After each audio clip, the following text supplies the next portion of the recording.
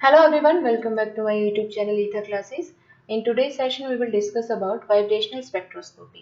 So जो vibrational spectroscopy है उसको हम infrared region में study करते हैं. So vibration spectroscopy is studied under infrared region and the frequency for this region is 3 into 10 raised to power 12 to 3 into 10 raised to power 14 Hertz. ना vibration spectroscopy है उसका जो अजम्पशन है उसमें हम क्या कंसिडर करते हैं कि कोई भी मॉलिक्यूल है उसमें जितने भी एटम्स हैं वो एटम्स एक फिक्स पोजीशन के ऊपर फिक्स नहीं होते हैं, वो अपनी एक मीन पोजीशन है उसके अक्रॉस वाइब्रेट करते रहते हैं. मतलब कि अगर कोई मॉलिक्यूल है उसमें एटम्स है तो एटम्स कंटिन्यूअस वाइब्रेशन में रहते हैं. सो this is the assumption. Next is कि कौन कौन से मॉलिक्यूल हैं जो वाइब्रेशन स्पेक्ट्रोस्कोपी देते हैं. For example NO, HBr, O2. सो इनमें हम कैसे देखेंगे कि कौन कौन से मॉलिक्यूल हैं जो वाइब्रेशन स्पेक्ट्रोस्कोपी देंगे. तो जिनके अंदर डायपोल मोमेंट एग्जिस्ट करता है वो क्या करते हैं, वाइब्रेशन स्पेक्ट्रोस्कोपी शो करते हैं. जैसे NO है उसमें डायपोल मोमेंट है, so this shows vibration spectroscopy. HBr dipole moment है, this also shows vibration spectroscopy. O2 क्या है, this is the structure of O2. So यहाँ पे क्या है, कोई भी डायपोल मोमेंट एग्जिस्ट नहीं करता है, so this is IR inactive. So IR active कौन से होंगे, वो मॉलिक्यूल जिनके अंदर डायपोल मोमेंट एग्जिस्ट करता है. नाउ सबसे पहले हम केस पढ़ते हैं simple harmonic motion, simple harmonic oscillator.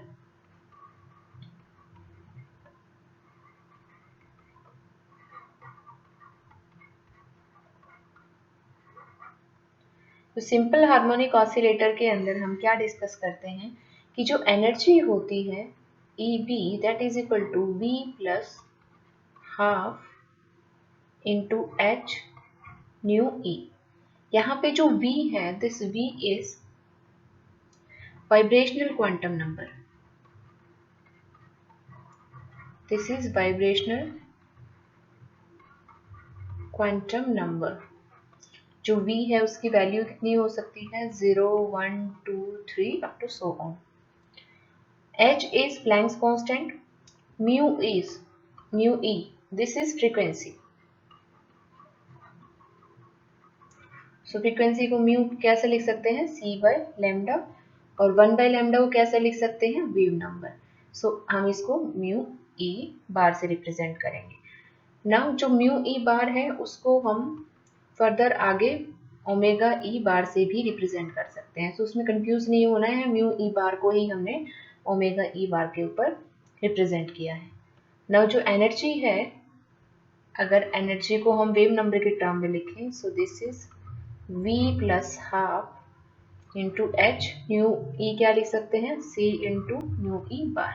यहाँ से हम इसको लिख सकते हैं. नाउ अगर V की वैल्यू 0 है, सो एनर्जी की वैल्यू कितनी होगी, E will be half H C new E bar. Now V is equal to 1 है, so energy will be 3 by 2 H C mu E bar. Now V is equal to 2 है, so energy कितनी होगी, 5 by 2 H C mu E bar. Clear. Now जो first है V is equal to 0, इस condition के ऊपर जो energy है उसको हम बोलते हैं zero point energy. So this is known as zero point energy. इसको हम जीरो पॉइंट एनर्जी क्यों बोलते हैं, इसका रीजन है कि एब्सोल्यूट टेम्परेचर मतलब T is equal to 0 kelvin. So absolute temperature के ऊपर कोई भी मॉलिक्यूल है उसके अंदर ट्रांसलेशनल और रोटेशनल मोशन क्या हो जाते हैं, सीज हो जाते हैं. ट्रांसलेशनल एंड रोटेशनल मोशन क्या हो जाते हैं, सीज हो जाते हैं. मतलब वो मॉलिक्यूल है वो ट्रांसलेशन रोटेशनल मोशन को शो नहीं करता है, बट वाइब्रेशनल मोशन है वो फिर भी एग्जिस्ट करता है. सो इसी वजह से जो जीरो पॉइंट एनर्जी है उसकी कुछ वैल्यू होती है. Vibration motion exist.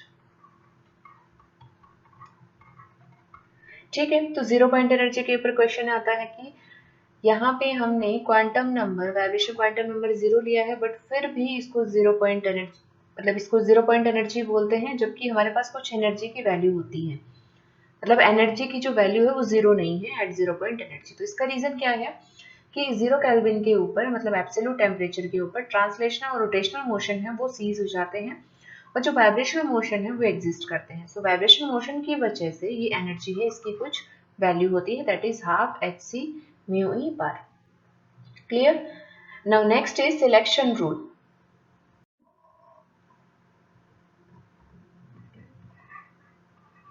Selection rule, selection rule क्या है, इसमें कौन सी ट्रांजिशन अलाउड होंगी? सो del V is equal to plus minus 1. These transitions will be allowed. Now transition अगर हम देखें,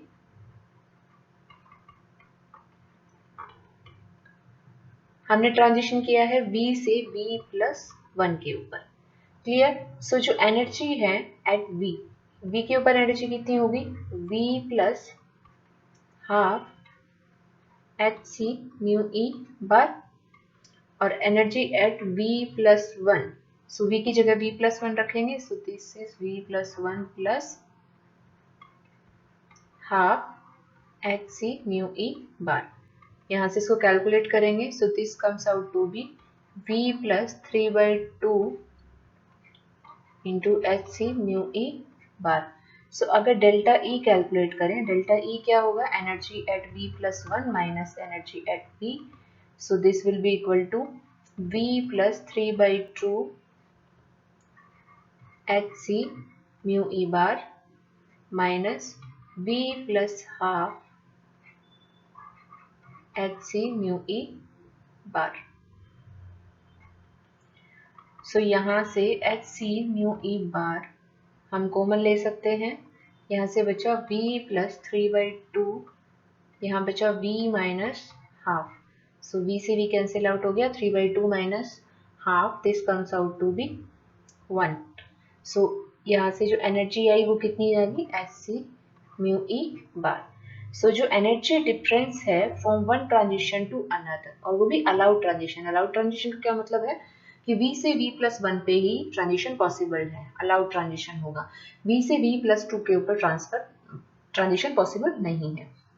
जैसे हम यहाँ से ले सकते हैं V is equal to 0, 1, 2, so this is allowed transition. 1 to 2 भी अलाउड ट्रांजिशन है, लेकिन 1 to 2 allowed transition, 0 to 2 allowed transition नहीं है। सो जो भी ट्रांजिशन अलाउड है उसके लिए जो डेल्टा ई है, टू सक्सेसिव एनर्जी लेवल्स का जो चेंज है एनर्जी का, that will be h c mu e bar. Clear? Now next is N harmonic oscillator. अभी तक हमने सिंपल हार्मोनिक ऑसिलेटर का केस डिस्कस किया है, now we will discuss N harmonic oscillator. So N harmonic oscillator में क्या होगा, पहले हम देखते हैं हार्मोनिक ऑसिलेटर में हमने क्या देखा था। सो हार्मोनिक ऑसिलेटर में हमने क्या देखा था, एनर्जी का एक्सप्रेशन क्या था?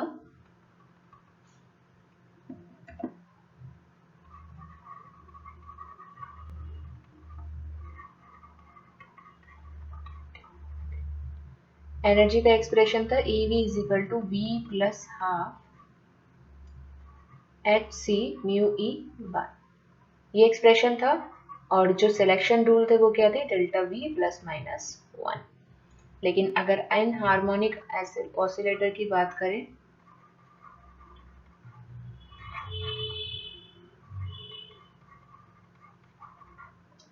सो वहां पे EV that is equal to V plus half h c mu e bar. जो पहले एन हार्मोनिक ऑसिलेटर था उतनी एनर्जी तो होगी ही होगी, माइनस ये एक अलग से एक टर्म भी इसमें ऐड हुई है, h c mu e bar x e. So this is the energy. This is from harmonic oscillator और ये कुछ एडिशन हुआ है v plus half square h c mu e bar into x e. Now जो delta V है, selection rule क्या होंगे an harmonic oscillator के, plus minus 1 plus minus 2 plus minus 3 up to so on. Now अगर हम graph देखें, सो अगर potential energy को हम ड्रॉ करते हैं, इधर हमने ड्रॉ किया है potential energy is drawn with internuclear distance, internuclear distance. So जो हार्मोनिक ऑसिलेटर है उसका ग्राफ किस तरह से होगा,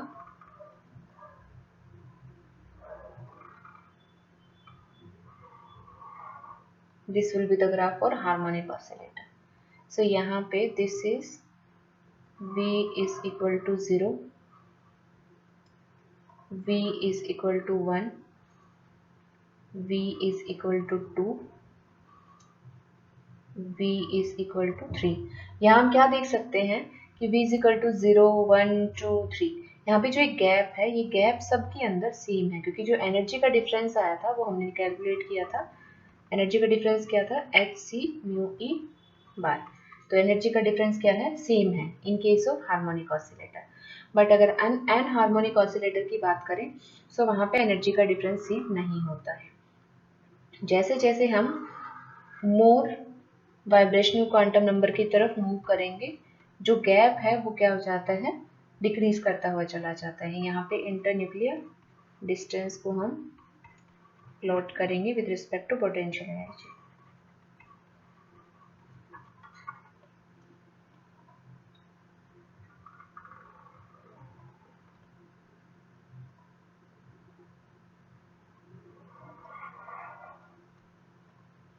तो यहाँ से this is V is equal to 0,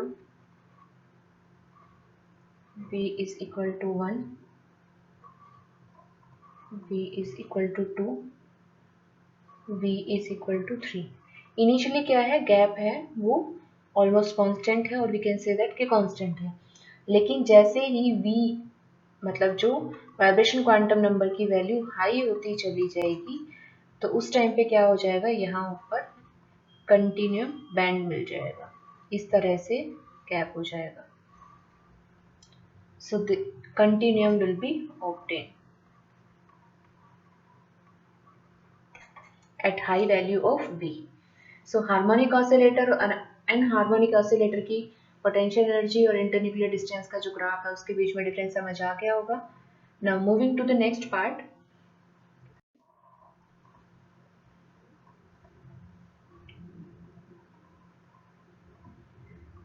यहाँ से हमने क्या देखा है, 0 plus minus 1 plus minus 2 plus minus 3 up to so on. यहाँ पे हमने क्या देखा है कि ये क्या है, ट्रांजिशन है। This is delta V is equal two plus minus 1 से शुरू हुई, यहाँ पे जीरो काउंट नहीं होगा। So this will be the transition for N harmonic oscillator. Now यहाँ पे किस तरह से ट्रांजिशन कर सकते हैं, अगर हम V का ट्रांजिशन करते हैं फ्रॉम 0 टू 1, सो उस टाइम पे जो हमें इंटेंस पीक मतलब जो ग्राफ मिलेगा वो क्या होगा, इंटेंस मिलेगा। सो यहाँ पे क्या होगा, मोस्ट इंटेंस होगा। रीजन क्या है, due to greater population of this level, due to greater population of these levels। Clear. और इस टाइम पे जो एब्जॉर्प्शन होगा दैट विल बी, उसको हम क्या बोलेंगे, एब्जॉर्प्शन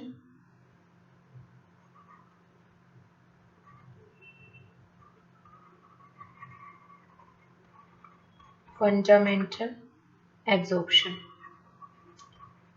सो ये इंपॉर्टेंट पोर्शन है कि फंडामेंटल एब्जॉर्प्शन हम कब बोलेंगे। सो फंडामेंटल एब्जॉर्प्शन हम बोलेंगे जब V होगा वो 0 से 1 होगा, और अगर V है 0 से 2। सो जो फर्स्ट था वो बहुत इंटेंस हमें मिला था जो ग्राफ होगा या जो भी स्पेक्ट्रा होगा वो बहुत इंटेंस होगा, लेकिन जब 0 से 2 ट्रांजिशन होंगे तो जो स्पेक्ट्रा की जो इंटेंसिटी है वो क्या हो जाएगी, डिक्रीज हो जाएगी. So we can say that weakly intense, मतलब इंटेंसिटी है वो क्या हो जाएगी, डिक्रीज कर जाएगी, क्योंकि जो पॉपुलेशन है वो क्या होती है, डिक्रीज कर जाती है. सो यहाँ पे जो एब्जॉर्प्शन होगा, अब इसको हम बोलेंगे, देखो 0 से 2 पे गया या 0 से 3 पे गया, 0 से 4 पे गया, तो उनके लिए हम एक टर्म यूज करेंगे ओवरटोन. सो अगर 0 से 2 पे गया, सो उसके लिए हम यूज करेंगे फर्स्ट ओवरटोन. और v इज इक्वल टू 0 से 3 पे गया, तो यहाँ पे क्या लिख सकते हैं, weaker intensity. Similarly v is equal to 0 से 4 पे वीकेस्ट इंटेंसिटी. इस तरह से इंटेंसिटी और भी डिक्रीज करती चली जाएगी. दिस इज फर्स्ट ओवरटोन, 0 से 3 विल बी सेकेंड ओवरटोन. सो हमें यहाँ पे कंफ्यूज नहीं करना है. 0 से 1 होगा तो उस टाइम पे जो एब्जॉर्प्शन होगा उसको हम फंडामेंटल एब्जॉर्प्शन बोलेंगे. 0 से 2, 0 से 3 ये सब क्या आएंगे, ओवरटोन्स में काउंट होंगी. 0 से 2 क्या है, फर्स्ट ओवरटोन. 0 से 3 क्या है, सेकेंड ओवरटोन. Now जो नेक्स्ट कॉन्सेप्ट है that is vibration rotational spectra. So vibration rotational spectra को हम अभी डिटेल में डिस्कस करेंगे. सबसे पहले हम देखते हैं लिक्विड्स होते हैं. लिक्विड्स में प्योर वाइब्रेशन स्पेक्ट्रा होता है. रोटेशनल स्पेक्ट्रा है वो क्या हो जाता है, हिंडर्ड हो जाता है. सो हम यहाँ पे समझ सकते हैं कि लिक्विड्स के अंदर कौन सा रोटेशन स्पेक्ट्रा होता है, कौन सा स्पेक्ट्रा होता है, प्योर वाइब्रेशनल स्पेक्ट्रा हम ऑब्जर्व करते हैं. और रोटेशनल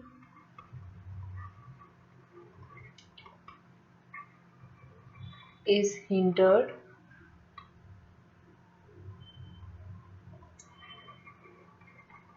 due to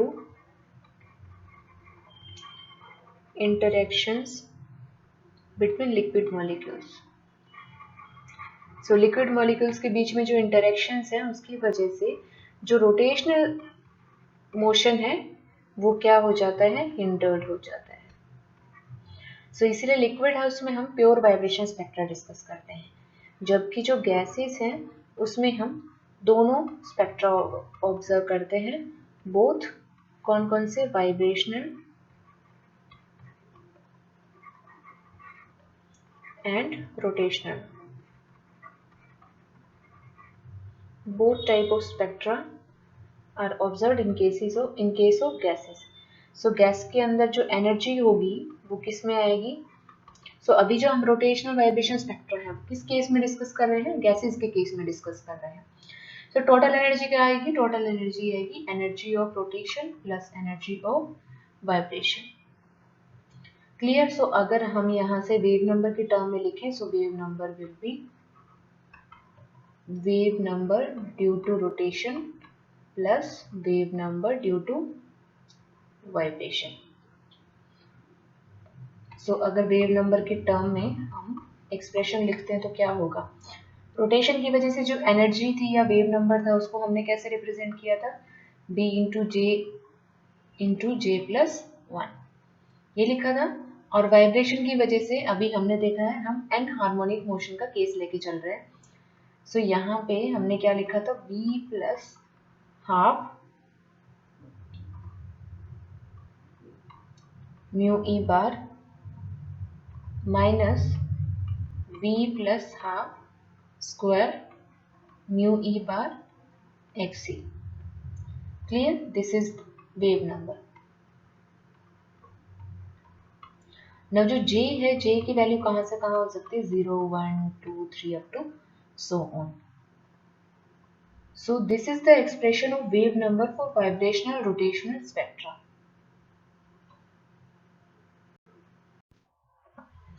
Now अगर हम ट्रांजिशन की बात करें,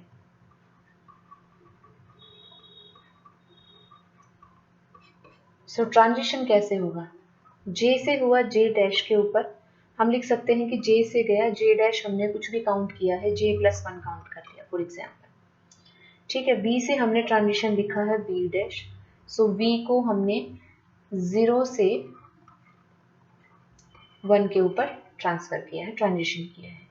now इसी के रिस्पेक्ट में अगर हम ये सॉल्व करें, mu j v j is equal to, हमारे पास क्या था, b into j plus 1 plus v plus half mu e bar minus v plus half square x e mu e bar. Clear ना। अगर j को हम लिखते हैं j प्लस 1, एक बार j के लिए निकाल लेते हैं, एक बार j डैश के लिए निकाल लेते हैं। क्लियर, तो हम यहाँ पे एक बार j डैश के लिए लिख लेते हैं, म्यू बार v और j डैश, v डैश लिख लेते हैं और j डैश लिख लेते हैं। कितना होगा, b into j dash plus 1 plus v dash plus half mu e bar minus v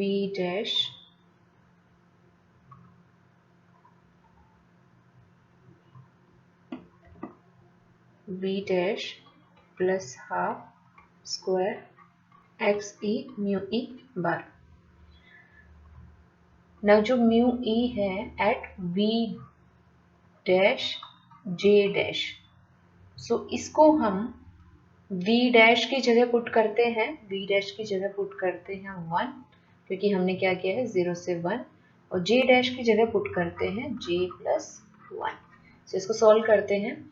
सो mu bar v dash j dash कितना होगा, b j डैश की जगह रखेंगे j plus 1, so this will be this one plus v dash की जगह रखते हैं 1, so 1 plus half mu e bar minus 1 plus half square x e mu e bar. इसको सॉल्व करेंगे, so this comes out to be j plus 1 j plus 2 प्लस 3/2 mu e bar minus 9/4 x e mu e bar. This is expression first. और mu bar निकालते हैं eight v और j, v की जगह रखते हैं 0 और j की जगह रखते हैं j। सो यहाँ से क्या हो गया, b into j plus 1, this is the original equation, यहाँ पे पुट किया है हमने, प्लस v की जगह 0 रखेंगे, so this is half mu e bar minus half square that is 1/4 x e mu e bar. So अब अगर हम यहाँ से चेंज निकालें, that is delta mu e bar for v और j। सो चेंज क्या होगा, change will be b into j plus 1, change क्या होगा 1 माइनस 2, यहाँ पे लिख सकते हैं 1 minus 2, j plus 1 j plus 2 3/2 mu e bar minus 9/4 x e mu e bar minus b into j plus 1 minus half mu e bar plus 1/4 x e mu e bar. ये जो दो terms हैं, यहाँ से हम क्या common ले सकते हैं, यहाँ से हम कॉमन लेंगे b, j प्लस 1 कॉमन ले लिया हमने, यहाँ से अंदर क्या बचा j plus 2 minus j plus 3/2 और 1/2, सो ये कितना हो गया म्यू ई बार, 9/4 और 1/4, so this is minus 2 x e mu e bar. This is delta mu at v और this is mu bar. Now यहाँ से हम इसको क्या लिख सकते हैं, सिंप्लीफाई करके यहाँ से j से j कैंसिल आउट हो जाएगा, so this comes out to be 2b j plus 1, so this will be equal to 2b into j plus 1 plus mu e bar 1 minus 2 xc. So this is the final expression. इस expression को हम plot करेंगे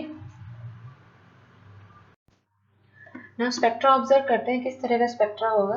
सो जब delta J है वो 0 के equal होगा उस टाइम पे क्यू ब्रांच मिलेगी। सो this is Q branch. Now delta J है जब वो +1 के इक्वल होगा तो इस तरह से हमें क्या मिलेगी, आर ब्रांच मिलेगी। और गैप सबके बीच में कितना है, 2b। 2b is the gap, this gap.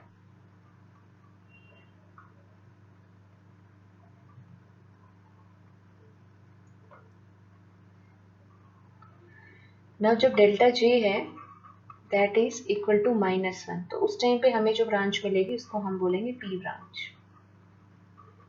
So P Q R इस तरह से 3 ब्रांच मिलेंगे। ये गैप कितना है, this is 2b।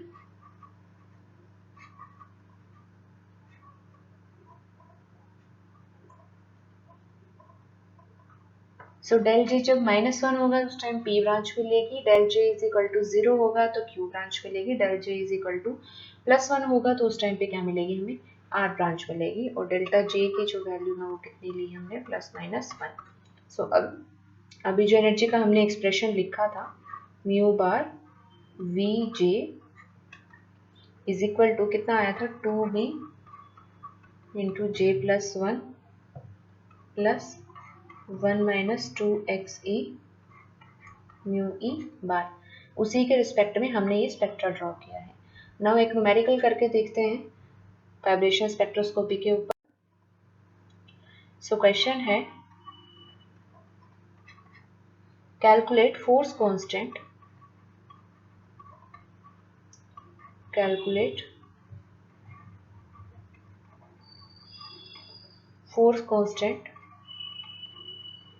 for the bond in HCl if the fundamental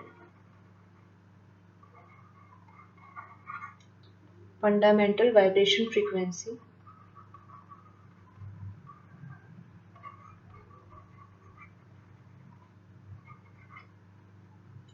is 8.667 into 10⁻13 second inverse. सो इसका सोल्यूशन कैसे होगा, फंडामेंटल वाइब्रेशनल फ्रीक्वेंसी गिवन है दैट इज ओमेगा ई और म्यू ई। सो के क्या होता है, फोर्स कांस्टेंट, उसका फॉर्मूला होता है 4π² ओमेगा स्क्वायर म्यू। ना यहाँ पे डायरेक्ट हम वैल्यू पुट करेंगे, 4 × π² कितना है, 3.14 का स्क्वायर, ओमेगा कितना है 8.667 इंटू 10⁻13 स्क्वायर। म्यू कितना है फॉर HCl के लिए अगर हम म्यू निकालेंगे तो कैसे निकलेगा, m1 m2 divided by m1 plus m2। m1 कितना है, m1 की वैल्यू है 1/NA, m2 कितना है 35.5 divided by NA, 1/NA plus 35.5 divided by NA। यहाँ से इसको जब सॉल्व करेंगे so this comes out to be 35.5 divided by Avogadro number multiply by यहाँ पे 1, यहाँ पे आ गया 36.5। ना जब एवोगाड्रो नंबर की वैल्यू जब हम पुट करेंगे Na is equal to 6.022 10⁻23 value put करके जब इसको सॉल्व करेंगे सो 4 × 3.14 का स्क्वायर, 8.667 इंटू 10⁻13 का square, 35.5 divided by 36.5 multiply by 6.022 10⁻23। यहाँ से सॉल्व करेंगे so this comes out to be 483.1 newton per metre. सो इस तरह से हम फोर्स कांस्टेंट को कैलकुलेट कर सकते हैं।